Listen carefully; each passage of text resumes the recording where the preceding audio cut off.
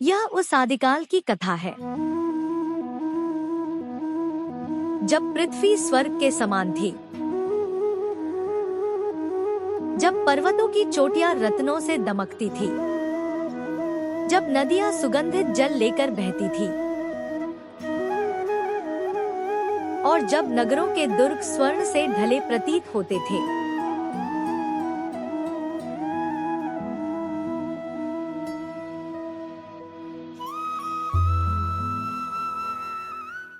गले में मणियों की परतें, भुजाओं में जड़ाऊ बाजूबंद, कमर में रत्नों की करधनी, माथे पर पन्ना, नीलम और मोतियों से जड़ा मुकुट, उस स्वर्ण सिंहासन पर विराजते थे ऋषभदेव और उनके 100 पुत्रों में 2 तेजस्वी नक्षत्र थे। भरत,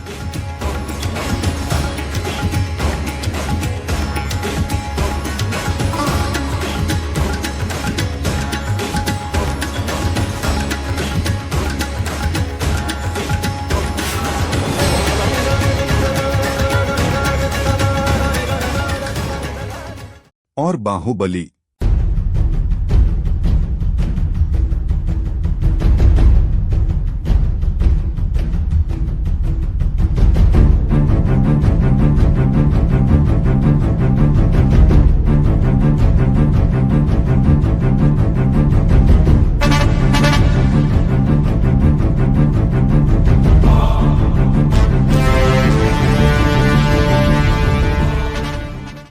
ऋषभनाथ के वैराग्य के बाद सिंहासन भरत को मिला।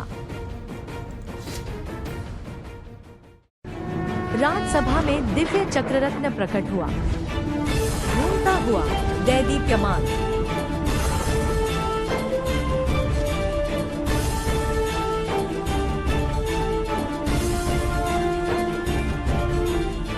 भरत ने दिग्विजय यात्रा आरंभ की।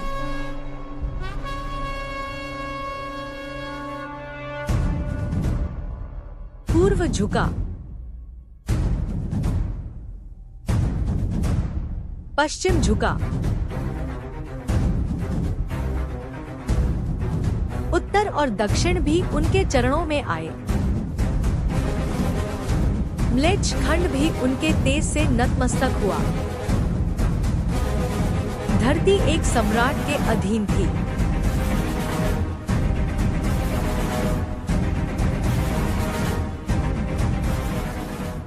पर चक्ररत्न राजद्वार पर रुक गया। एक राज्य शेष था, पोदनपुर। पोदनपुर, एक ऐसा नगर जो मानो बादलों पर टिका हो।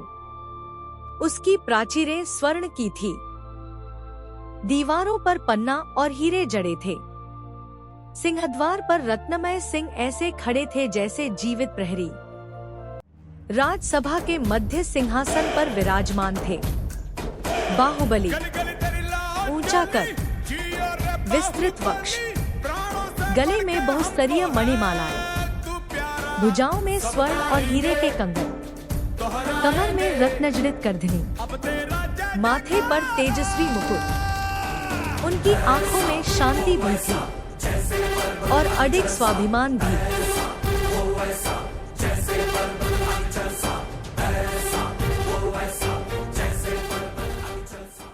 भरत का दूत पहुंचा। सम्राट भरत, आपकी अधीनता चाहते हैं। सभा में मौन छा गया।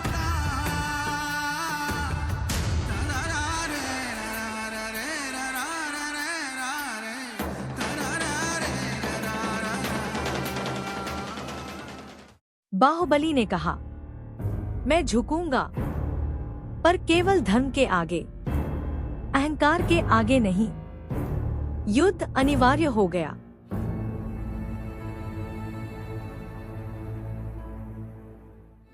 विशाल मैदान, दोनों ओर विराट सेनाएं, हाथियों की गर्जना, घोड़ों की टाप, स्वर्ण ध्वज आकाश को छूते हुए।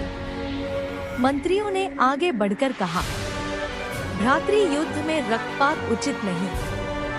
द्वंद्व हो, दोनों सहमत हुए। दृष्टि युद्ध। दोनों भाई आमने सामने। आंखें टकराईं। क्षण ठहर गया। पहले भरत की पलक झुकी। पहली विजय, बाहुबली।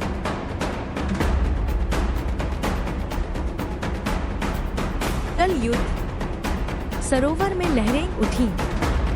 रत्नों की चमक जल में झिलमिलाई। प्रहार, प्रत्युत्तर। दूसरी विजय भी बाहुबली की। मल्ल युद्ध। धरती कांपी। भुजाएं टकराईं। शक्ति बनाम शक्ति।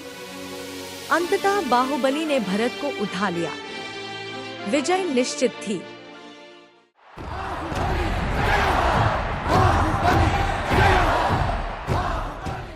क्रोधित भरत ने दिव्य चक्र छोड़ा।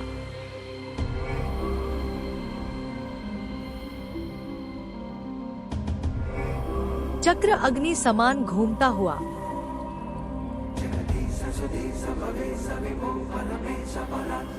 बाहुबली की ओर बढ़ा। संपूर्ण विश्व मौन। चक्र ने बाहुबली के चारों ओर एक परिक्रमा की, फिर दूसरी,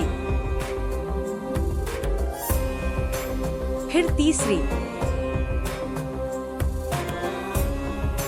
और फिर शांत होकर उनके चरणों में ठहर गया।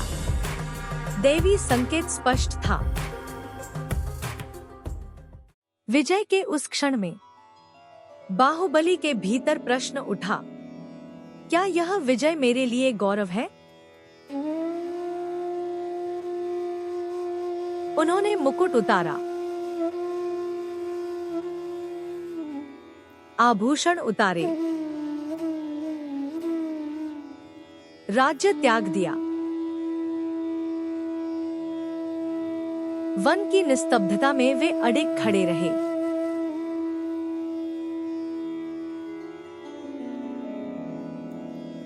ऋतुएं बदली।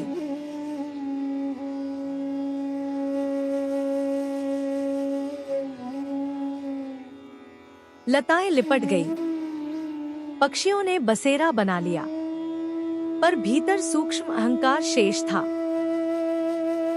जब भरत स्वयं उनके चरणों में झुके, तभी वह अंतिम बंधन टूटा। अहंकार विलीन हुआ, आत्मा प्रकाशित हुई। उस युग में जब पृथ्वी स्वर्ग थी, जब दुर्ग स्वर्ण से दमकते थे, जब शरीर पर वस्त्र कम और आभूषण अधिक थे, तब संसार ने सीखा, सच्ची विजय राज्य की नहीं, स्वयं की होती है।